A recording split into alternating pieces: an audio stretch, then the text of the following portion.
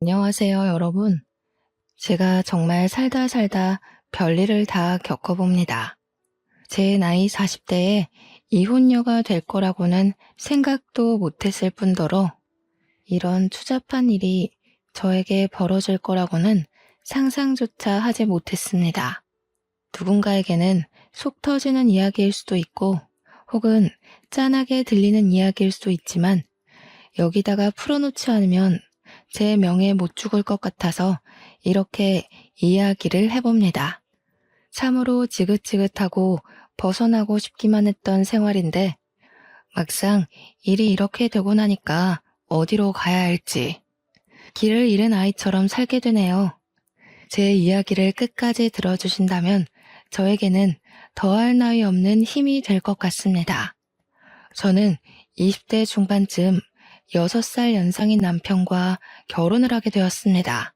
저와 남편의 고향은 경북 상주였고 가부장적인 남편네 집에서 그러니까 시댁에서 어린 마음에 상처를 받으며 고생고생하며 신혼살림을 했습니다. 남편이 그때까지 제대로 된 직장이 없었기 때문에 곶감 농사를 하는 시댁에서 호되게 혼이 나면서 일을 도우며 살고 있었죠. 고생 끝에 낙이 온다고 줄줄이 낙방만 하던 취업이 드디어 성공을 하고 말았습니다. 저는 서울에 올라간다는 설렘보다 드디어 시댁에서 벗어날 수 있다는 마음에 하루하루 손을 꼽아 서울로 상경하는 날을 기다렸죠.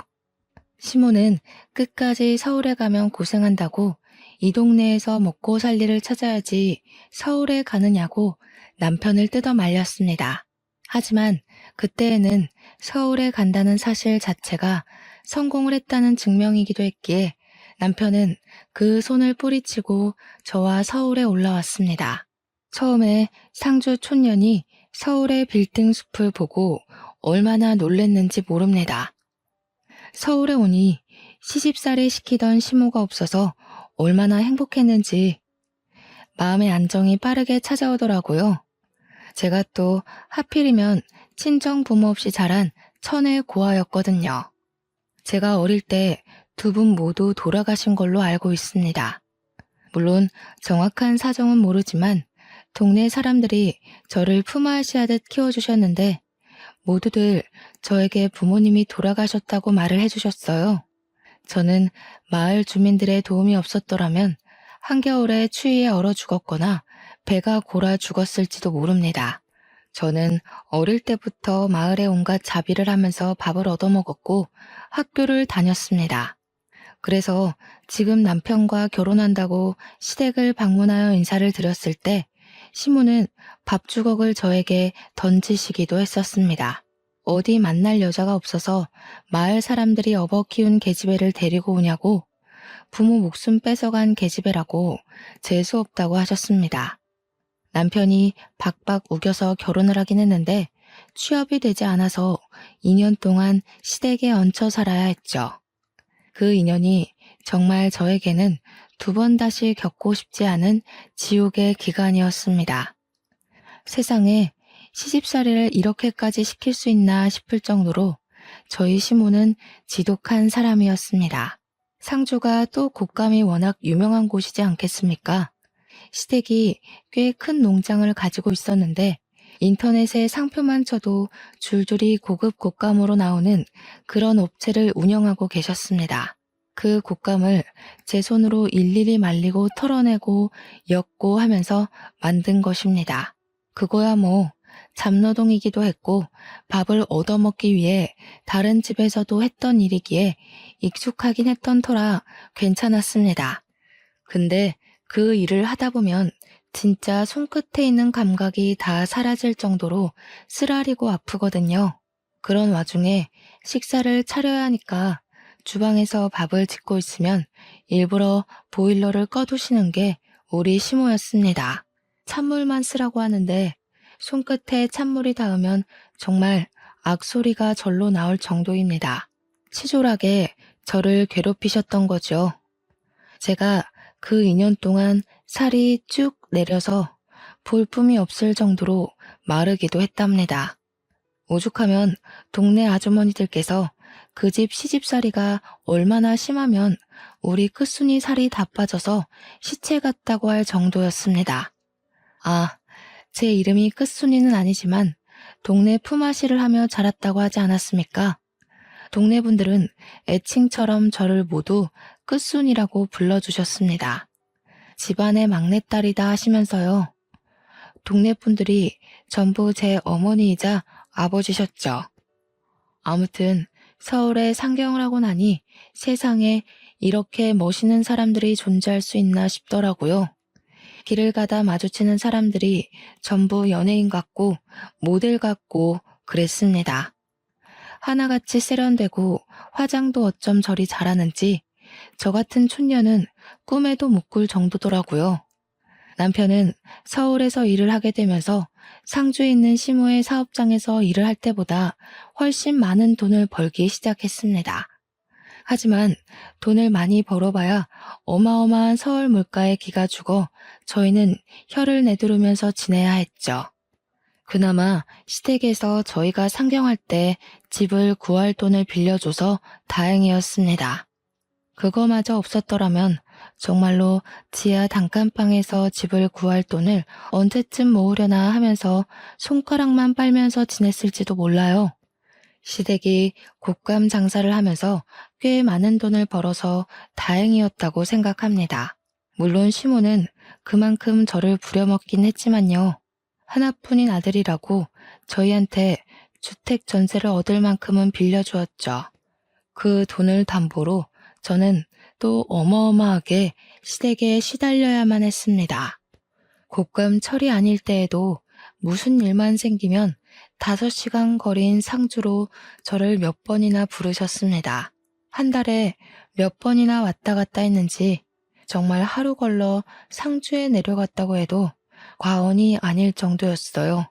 꽃감을 말릴 철이 오면 내려가서 일을 도와야 했기에 새벽같이 버스를 타고 상주로 내려갔고 시모가 만족할 때까지 일을 해야 했습니다.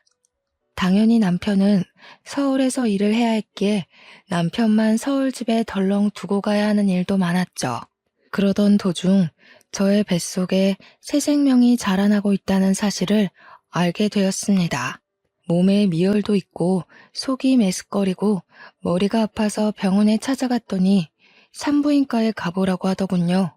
그날 남편의 손을 잡고 산부인과에 가서 임신 소식을 알게 되었고 저는 시댁에 연락을 드렸습니다. 제가 임신을 했다고 하니 시모가 저에게 당장 상주로 내려오라고 말을 하셨고 저는 마음을 졸이며 상주에 남편과 내려갔습니다. 시모는 남편에게 잠시 일을 좀 보고 올 테니 집에 있으라고 했고 저는 시모를 따라 나섰죠.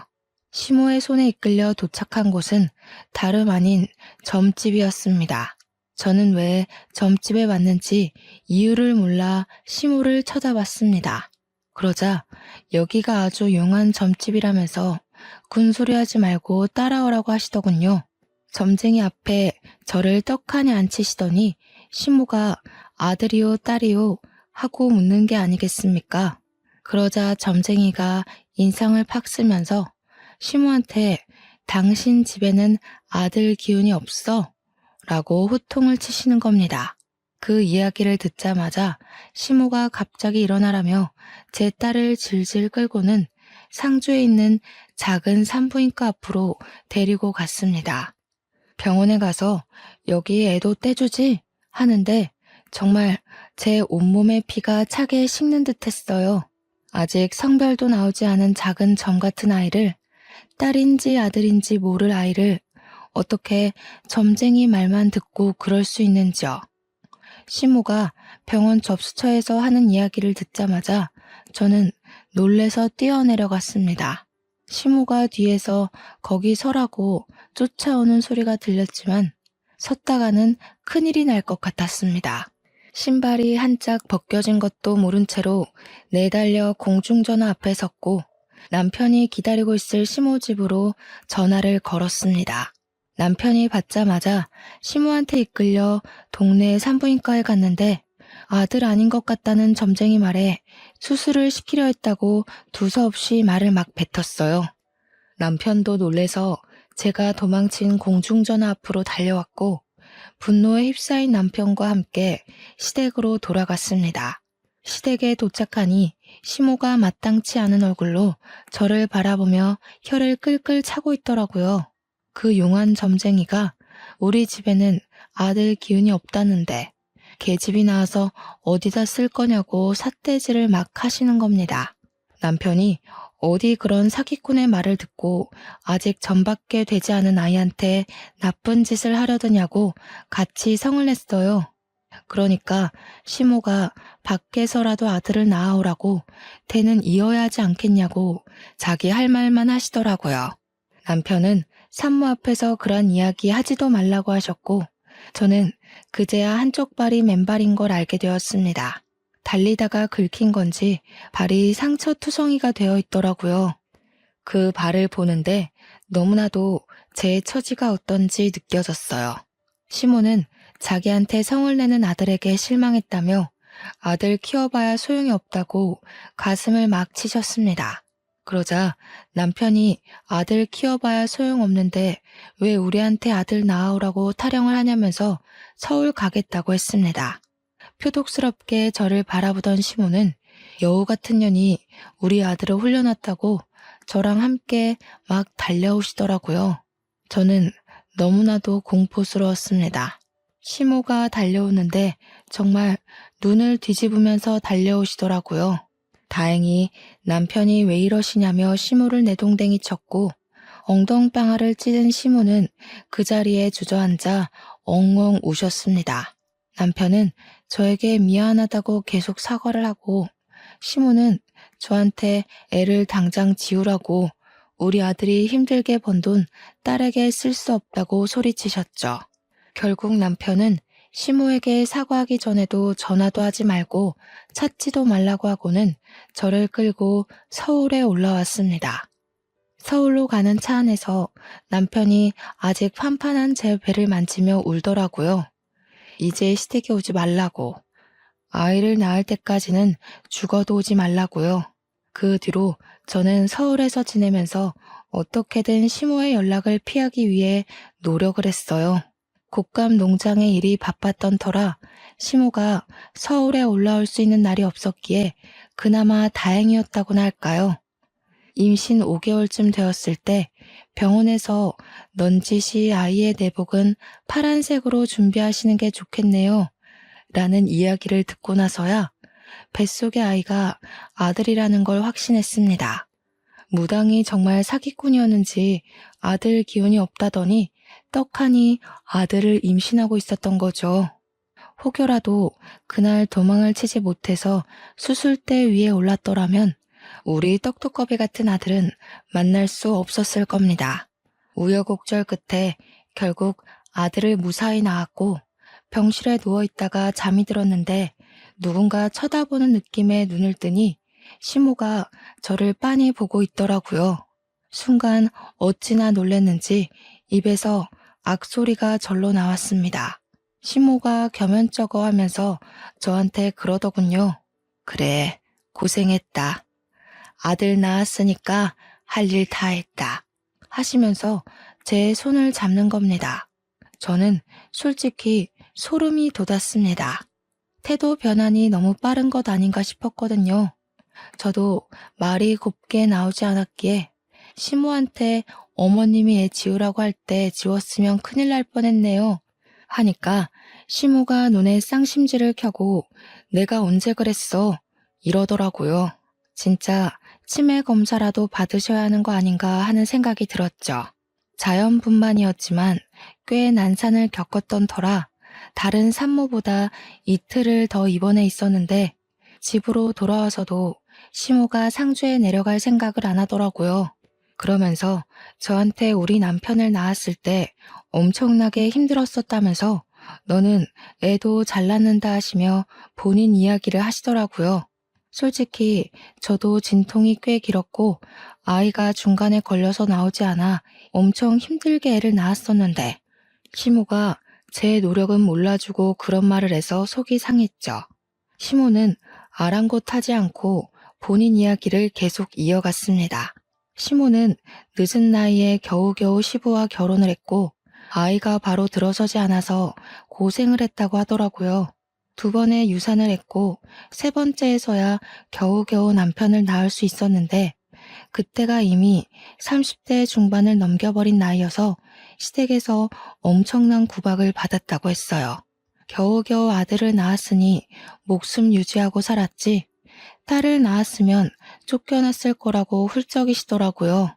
그러면서 딸은 전혀 도움이 되지 않는다고 계속해서 이야기를 하시는데 저나 시모나 둘 다 여자 아닌가요? 그냥 그 이야기 자체가 제가 딸을 낳았더라면 널 내쫓았을 거야 하는 이야기로밖에 들리지 않았습니다. 듣기 싫었지만 본인 말만 하시는 시모의 이야기를 끝까지 들을 수밖에 없었죠. 그때는 조리원 같은 게 제대로 되어 있던 시절은 아니었기에 집에서 몸조리를 해야 했습니다. 시모가 상주에 내려갈 생각을 도통 하지 않으니 어쩔 수 없이 집에서 시모와 함께 몸조리를 해야만 했어요. 모유 양이 많아서 전몸살이 땅땅하게 뭉쳐 걸릴 때 풀어줄 생각은 않고 저한테 잔소리만 하시던 시모. 도무지 누가 누굴 도와주러 온 건지 모르겠더라고요. 거기다가 모유 수유를 할 때마다 자꾸 빤히 보시는데 너무 부끄럽고 부담스럽더라고요. 자기 앞에서 모유 수유를 하라고 우리 손자가 잘 빨아먹는 걸 봐야겠다면서 저한테 계속 이야기를 하시는데 정말 너무 싫었어요. 제가 시모랑 목욕탕도 한번 가본 적 없는 사이거든요. 상주로 내려갈 생각은 전혀 없으시고 자꾸 저를 힘들게만 하시니까 결국 남편한테 도움을 요청했습니다. 어머님이 너무 부담스럽게 하고 사사건건 집안일로 트집을 잡아서 도무지 몸조리를 할 수 없다고요. 그런데 남편이 저한테 그러더군요. 오죽 손자가 보고 싶으면 그런 눈치를 주는데도 여기 붙어 있겠냐고요. 제 편을 들어주겠다던 남편은 아들을 낳자마자 손바닥 뒤집듯이 태세를 바꾸더군요. 몸조리 해야지 하시면서도 손 하나 까딱하지 않으시는 시모 덕에 제가 먹을 미역국도 제가 끓이는 신세가 되었습니다. 시모가 그 정도는 해줄 거라고 생각했는데 제가 미역국을 끓이니 고기를 넉넉하게 넣어야 아범이 좋아하는데 이런 이야기만 하시더라고요. 남편이 퇴근하고 집으로 돌아오면 8시 정도 되는 시간이었거든요. 그러면 저는 이미 일찍 저녁을 먹고 애를 재우고 있는 시간이었단 말이죠. 아무래도 신생아니까 자주 먹고 자주 자고 저도 아이랑 같이 틈틈이 자야 하니까요. 남편이 오는 시간이면 잠에 들 시간인데 그때부터 집안에서 맛있는 냄새가 아주 솔솔 풍기기 시작합니다. 신모가 남편 준다고 그때부터 부지런히 저녁상을 차리는 냄새였죠. 저는 몸조리 해야 된다고 내내 미역국만 먹이시고 그나마 그 미역국도 제가 끓인 거고요. 남편은 바깥일하고 왔으니 몸보신 든든하게 해야 된다면서 갈비찜에 꽃게탕에 난리가 났더라고요. 남편은 제가 뭘 먹으면서 버티는지 모르니까 엄마 손맛이 최고라면서 신나서 어쩔 줄 모르고요. 시모가 또 오죽 남편 입맛을 잘 알겠습니까? 허구한 날 애가 울든 말든 시장 가서 장을 봐오는데 진짜 너무 서럽더라고요. 우는 아이 달래느라 저는 밥이 코로 넘어가는지 입으로 넘어가는지 모르면서 지내고 있었는데요. 어느 날은 애가 새벽 내내 울기 시작하는 겁니다. 배앓이라는 게 뭔지도 잘 모를 때라 그저 아이가 잠투정을 한다고 생각했죠. 동네가 떠나가라 얼굴이 새빨갛게 변할 정도로 자지러지면서 울기 시작하는데 시모가 갑자기 부부 침실에 문을 벌컥 열고 들어오더라고요. 아무리 애가 운다고 해도 그렇지. 부부가 사용하는 침실을 노크도 없이 야밤에 벌컥 열고 들어온다는 게 상상이나 가시나요? 그러더니 저보고 성질을 확 내면서 애를 안고 나가라는 겁니다. 제가 네? 무슨 말씀이세요? 하고 물어보니까 남편 잠 못 잔다고 나가래요. 주섬주섬 애를 포대기에 업고 나오니까 거실에 있지 말고 밖으로 나가라는 겁니다. 시모 본인이 남편이 아기 때 울면 그렇게 밖으로 나가서 동네를 몇 바퀴 돌았다면서 저보고 나가래요. 아무리 여름이라지만 모기도 많고 할 텐데 어딜 나가냐고 했더니 저한테 그럼 우리 아들 잠도 못 자고 출근하라는 게야? 난리가 났더라고요. 결국 저는 애만 덜렁 안고 쫓겨나서 어쩔 수 없이 애를 재우기 위해 동네를 세 바퀴나 돌았습니다. 그 뒤로는 애가 밤에 울기만 하면 저보고 나가서 애 달래고 오라고 하더라고요. 도대체 저는 잠을 언제쯤이나 잘 수 있는 걸까요?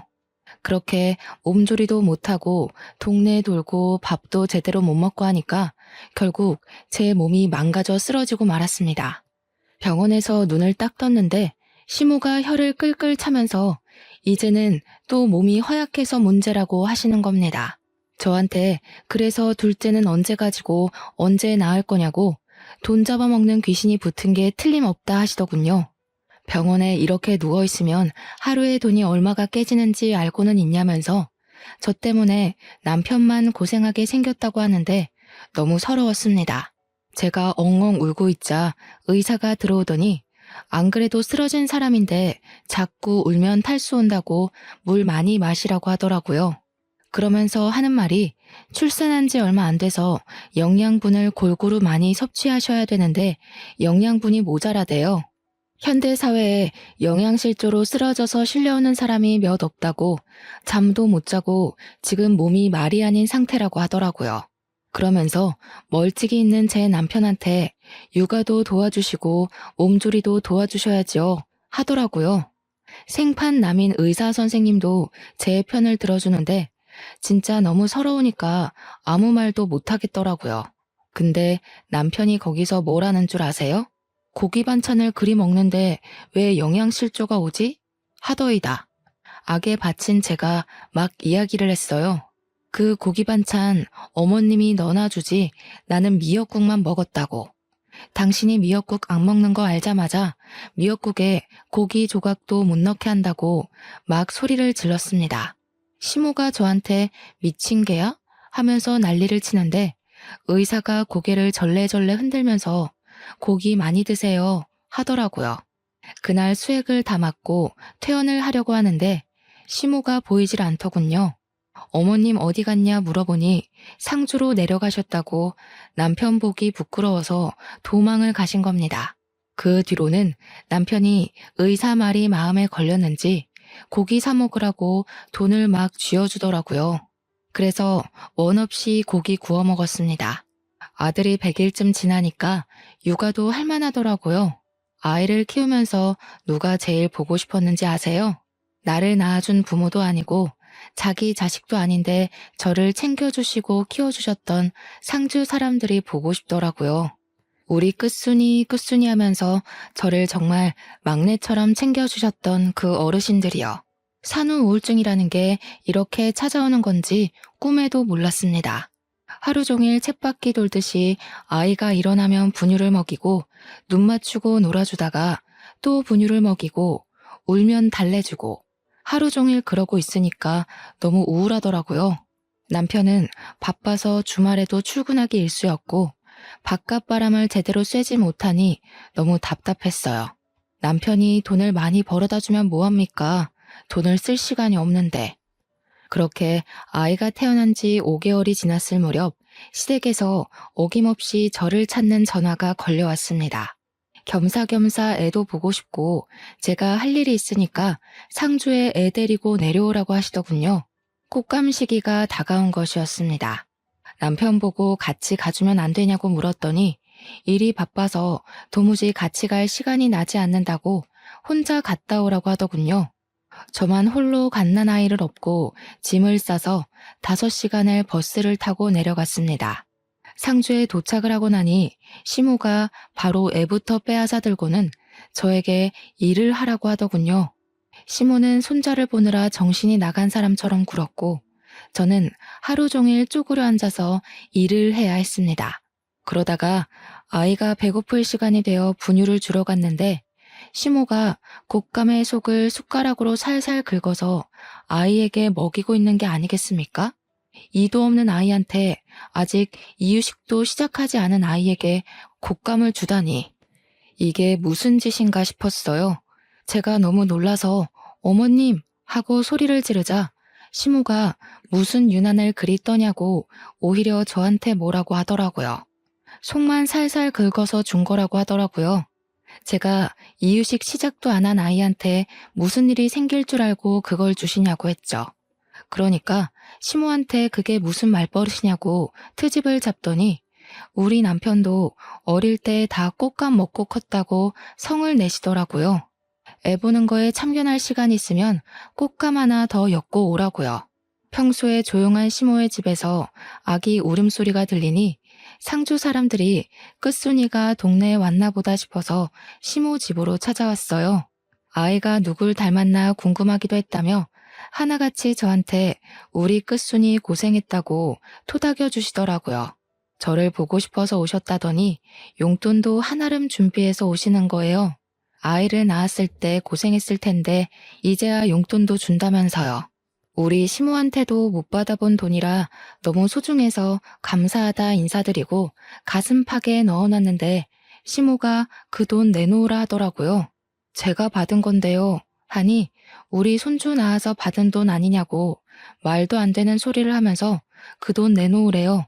우리 시모 진짜 부자거든요.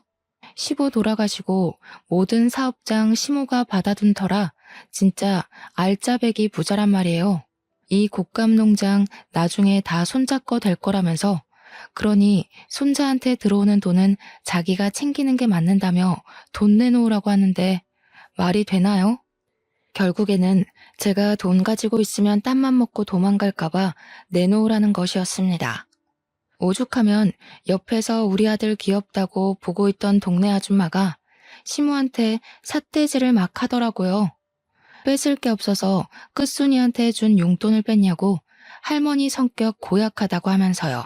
그랬더니 시모가 또 씩씩거리면서 자네는 뭔데 집안일에 참견이냐고 성질을 버럭 내시대요. 그렇게 한 일주일 있다가 서울에 돌아오니 그 사이에 잘 쉰 건지 남편 때깔이 곱더라고요. 술 냄새가 진동을 하는데 오자마자 저한테 해장국 좀 끓여달라고 하길래 해장국을 끓여줬어요. 결혼 전에는 저 없으면 죽겠다고 난리를 치는 통에 결혼까지 했건만 애 낳고 나니까 제가 날개옷 잃은 선녀같이 느껴지나 봐요. 제가 시댁에서 당하는 일들은 하나도 신경 써주지 않고 자기가 세상에서 제일 바쁜 사람인 줄 알고 살더라고요. 그렇게 겨울이면 상주에 내려가서 일을 하고 애는 쑥쑥 자라나고 몇 년을 보냈는지 모르겠습니다. 애를 낳은 게 겨우 20대 중반이었는데 벌써 40대를 넘긴 나이가 된 거죠. 우리 아들은 중학생이 되었고 서울 애들 사이에서 공부도 곧잘 따라가 중상위권 성적을 유지하면서 지내고 있었습니다. 저는 꼬부랑 글씨를 아무리 봐도 모르겠던데 우리 아들은 저한테 차근차근 설명도 참 잘해주더라고요. 나중에 선생님 되는 게 꿈이라면서 열심히 공부할 거라고 했어요. 얼마나 기특하고 예쁜지. 아들이지만 참 순수하고 얌전한 놈이었죠. 하지만 그 행복은 얼마 가지 않았습니다. 집에 큰일이 생기고 말았죠. 바로 평생 동안 저를 괴롭히고 정정하게 살 것 같았던 우리 시모가 풍으로 쓰러지게 된 겁니다. 처음에는 거동도 제대로 못하시는 바람에 집에서 수발을 들어줄 사람이 필요해졌어요. 아들은 중학생이고 남편은 직장 때문에 움직일 수 없고 저 또한 집안일을 챙겨야 하는 입장으로 시모 옆에 내내 붙어 있을 수가 없었기에 간병인을 구했습니다. 그런데 시모의 성격이 어찌나 괴팍한지 다들 대충 아시잖아요. 간병인들이 도무지 버텨내지를 못하는 겁니다. 시모가 사사건건 입만 살아서 트집을 잡아대고 욕을 해대고 하니까 간병인들이 도망을 간 거예요. 한 달 동안에만 3명의 간병인이 도망을 가게 되면서 결국 남편은 저에게 부탁을 하더라고요. 애는 공부를 해야 하고 자기는 일을 해야 하니 집에서 그나마 시간이 남는 저보고 수발을 들어달라고요. 이게 사실 부탁인지 명령인지는 잘 모르겠지만 남편이 해달라고 하는데 제가 어떻게 거절을 하겠습니까? 결국 제가 짐을 싸서 상주로 내려가게 되었습니다. 서울에 언제 올 수 있을지 기약 없는 상주행이었죠.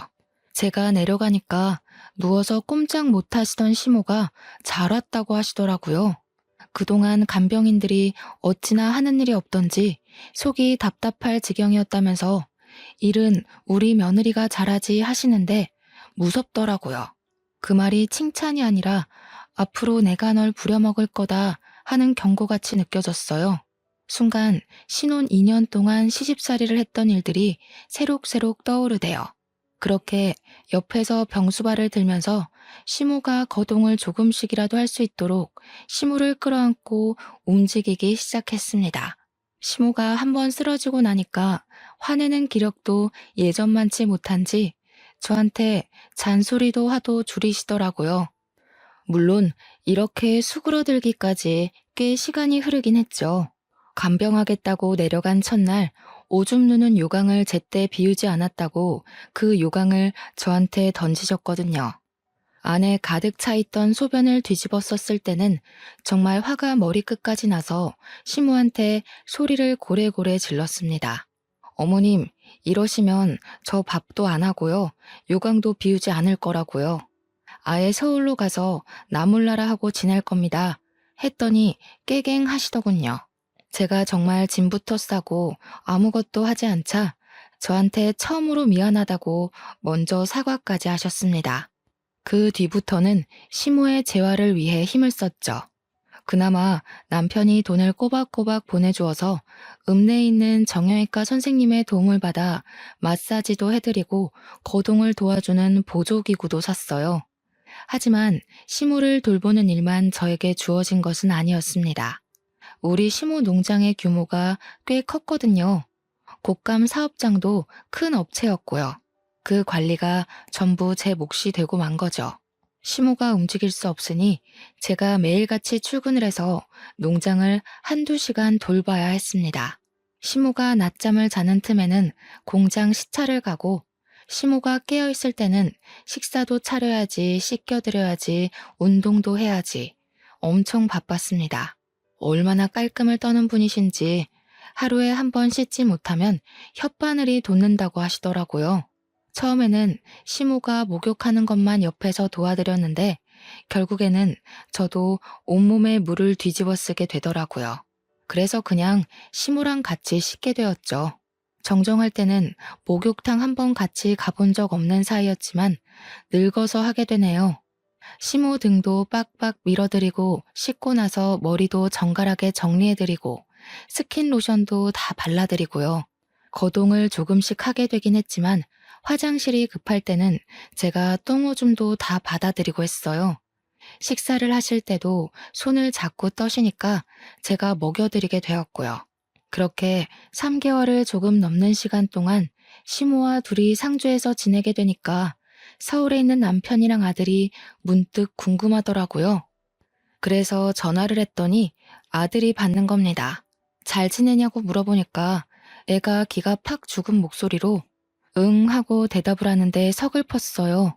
밥은 잘 챙겨 먹는 거냐고 엄마가 주말에 한번 올라가겠다고 하니 제가 보고 싶어 죽겠다고 이야기를 하더라고요. 아들이 그렇게 이야기를 하니까 당장이라도 달려가고 싶은 마음이 들어서 시모에게 이야기를 했죠.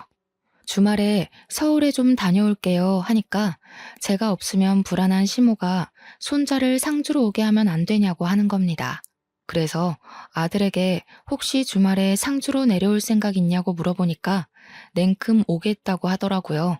아들 사랑, 손자 사랑이 대단한 우리 시모는 우리 아들이 내려오자마자 신이 나서 난리가 났습니다. 예쁘다 예쁘다 하면서 아들한테 어디 숨겨놨던 돈을 막 주는 거예요. 그러면서 넌지시 아범은 왜 안 내려오냐고 물어보더라고요. 아들이 아빠 바쁘대요. 저만 다녀오랬어요 하는데 시모 얼굴에 실망이 가득하더라고요. 금이야 오기야 키운 아들이니까 더 서운하고 그랬겠죠. 자식 새끼 키워봐야 소용 하나도 없나 하시는데 제 마음이 더 무너지는 것 같았습니다. 그렇게 주말이 지나고 아들이 올라가니까 시모가 너무나도 적적해해서 남편에게 전화를 걸었습니다. 여보, 주말에 상주 좀 와. 어머님이 보고 싶으신가 봐. 하니까 남편이 저한테 자기는 뭐 서울에서 놀고 있는 줄 아냐면서 바쁘다고 아무 때나 전화하지 말래요. 그러더니 전화를 뚝 끊어버리는 게 아니겠어요? 황당해서 허 하고 있는데 시모가 아범이니? 하시대요. 그래서 아니에요, 친구예요 했습니다. 시모가 넌 짓이 아범이 참 못됐어 못됐어. 어찌 제 어미가 아픈데 한 번을 안 오냐고 하더라고요. 그래서 제가 있잖아요. 어머님, 제가 살가운 며느리는 아니었죠. 하니까 시모가 갑자기 눈물을 훔치시는 겁니다. 아니다, 얘야. 내가 못됐지. 허구한 날 찬물에 설거지 시키고 시집살이 시키고 그때는 우리 아들이 뭐가 모자라서 너랑 결혼하나 했다. 내가 우리 손주 밖으로 나오지도 못하게 할 뻔했고 이 늙은이가 이제 와서 벌 받는갑다. 그렇게 말씀하시는데 저도 눈물이 주르륵 나더라고요. 그러면서 시모가 저한테 자기 죽으면 그래도 곶감 손질도 다 할 줄 알고 공장 굴러가는 법도 알고 있으니 사업체를 물려받으면 되지 않겠냐고 하시더군요. 애는 서울에서 공부시킨다 해도 저는 여기 내려와서 가업 이어나가면 돈 걱정은 없이 살 수 있을 거라고요. 옛날에는 다 제가 싫고 미워서 그런 잡일들을 시키는 거라고 생각했는데 그게 아니었던 거죠.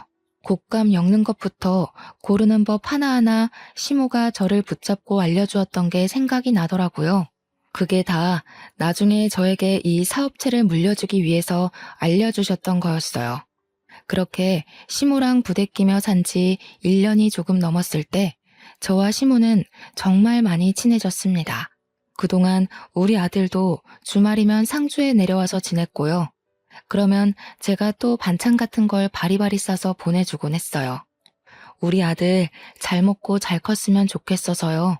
우리 아들이 어느 날 저에게 자기도 상주에 내려와서 살면 안 되냐고 물어보더라고요. 저는 아들에게 서울에서 공부해야지 여기는 학교도 없으니까 별로 좋은 환경은 아닌 것 같다고 이야기를 했습니다. 그러니까 아들이 서울이 싫다고 하는 겁니다. 무슨 일 있냐고 물어봐도 아무 일 없다고 말을 하는데 제 마음은 또 그게 아니더군요.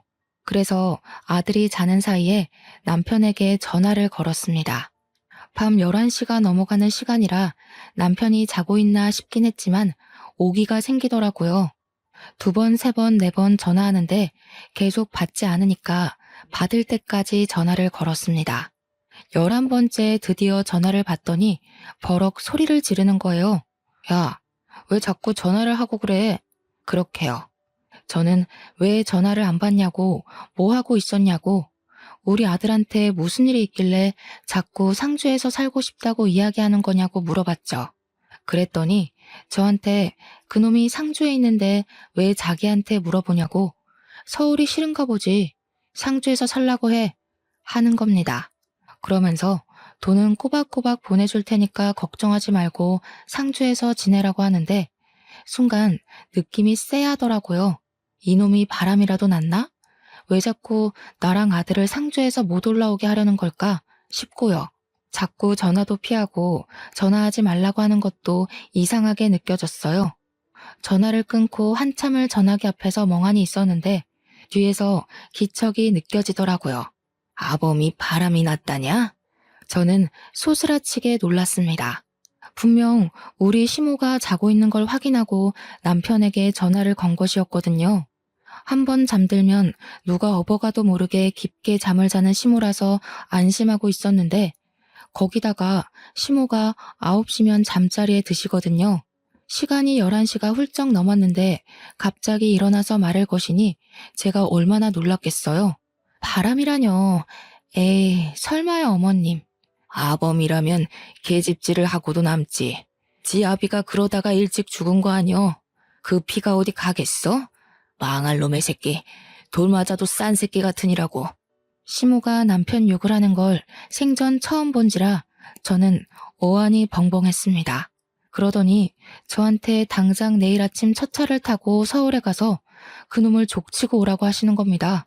제가 놀라서 네? 하고 물어보니까 하루 정도는 옆집 윤씨네한테 도와달라고 하면 될 거라고 하시더라고요. 그러면서 아침에 눈 뜨자마자 터미널로 가서 서울에 갔다 오라고 하셨어요. 가서 바람이 난 게 맞으면 발로 차주고 오해가 있는 거라면 다 풀고 오라고 하시더라고요. 그래서 저는 아침에 눈 뜨자마자 윤씨네 아주머니에게 길어야 이틀이라고 시무를 부탁드린다고 말씀을 드린 후 아들과 함께 서울로 향했습니다.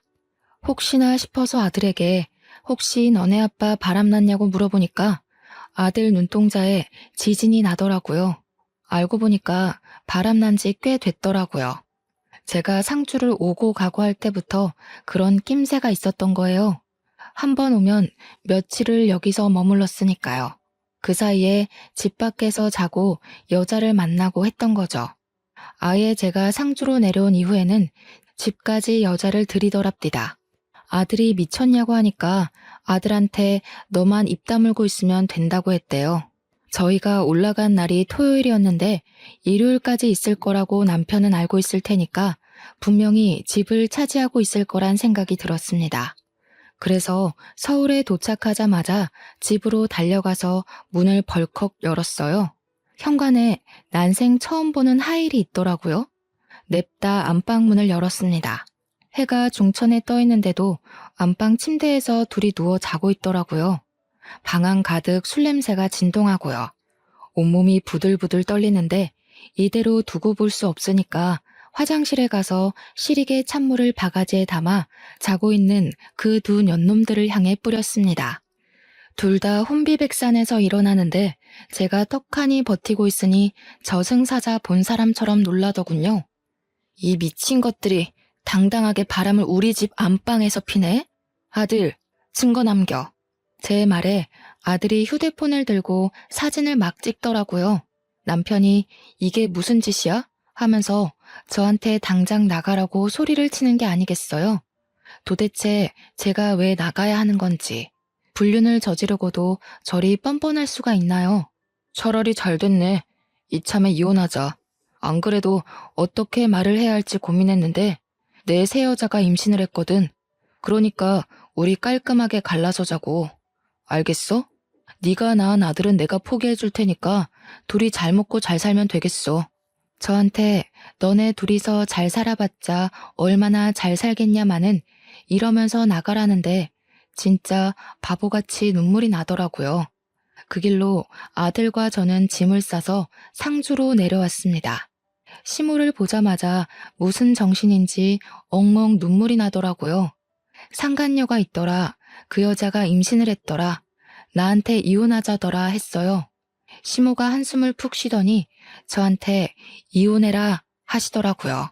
돈은 넉넉하게 줄 테니까 뒤도 돌아보지 말고 서울 가서 살아 하시는데 제가 가면 시모는 누가 돌보냐고 그 여자가 와서 수발될 것 같냐고 했죠.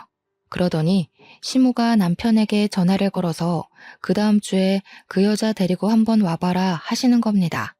저는 이게 무슨 상황인가 싶어서 눈만 동그랗게 뜨고 있는데 시모가 또 어딘가에 전화를 하더니 지금 당장 와주소 하시더라고요.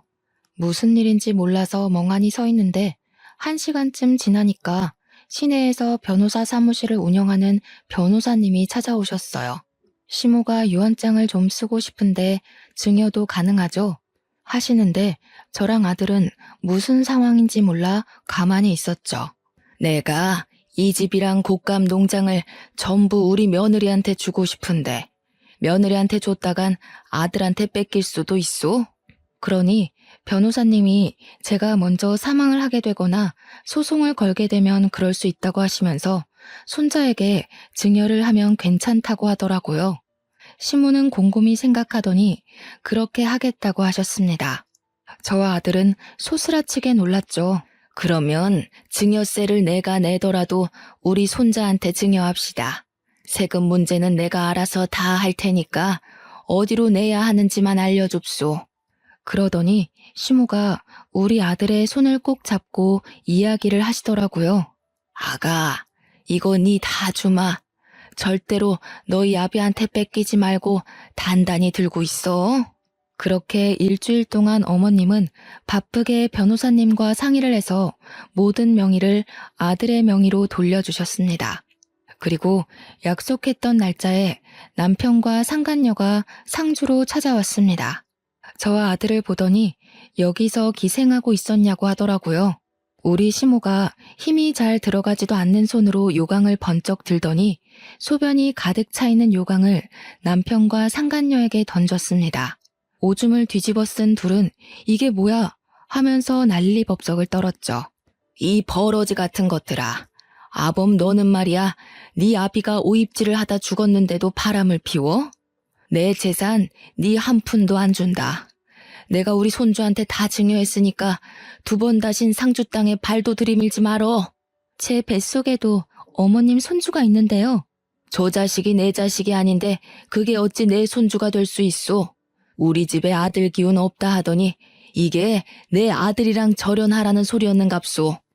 너희 뱃속에 애도 분명 고추 안 달렸을 거요. 당장 내 눈앞에서 썩 꺼져. 오줌 뒤집어 쓰고 남편은 씩씩거리면서 엄마 죽으면 재산 못 찾아올 것 같냐고 패드립을 치더라고요. 변호사가 우리 아들한테 증여하면 증여세를 2번 물고 준 거라서 절대 못 찾을 거라고 했지만 알려주진 않았죠. 저는 결국 남편과 이혼을 했어요. 상간녀가 임신해 있었기에 이혼을 해주지 않고 버텨볼까 했지만 시모가 뭘 질질 끄냐고 하시더라고요. 그리고 아들이랑 아예 상주로 내려와서 곶감 농장을 운영하며 시모의 병수발을 들었지만 2년 뒤 겨울에 시모가 돌아가시게 되었습니다. 시모가 그렇게 가시고 아들이랑 저랑 장례 준비까지 다 끝냈는데 남편이 상주에 오더니 재산 정리를 하자고 하더군요. 너 줄 재산 없다고 변호사님이랑 이야기하라고 했어요. 남편은 변호사가 준비한 서류를 죄다 훑더니 정말 시모 명의로 된 재산이 하나도 없는 걸 보고는 부들부들 떨더라고요. 근데 더 웃긴 건 상간녀가 애를 안고 쫓아 내려왔는데 그 애가 딸이더군요. 콩고물 하나 못 얻어간 전 남편이 어떻게 살고 있는지는 그 뒤로 소식을 전해 듣지 못해 모르겠습니다. 저는 시모가 물려준 농장을 잘 운영해가며 아들과 함께 행복하게 살고 있습니다.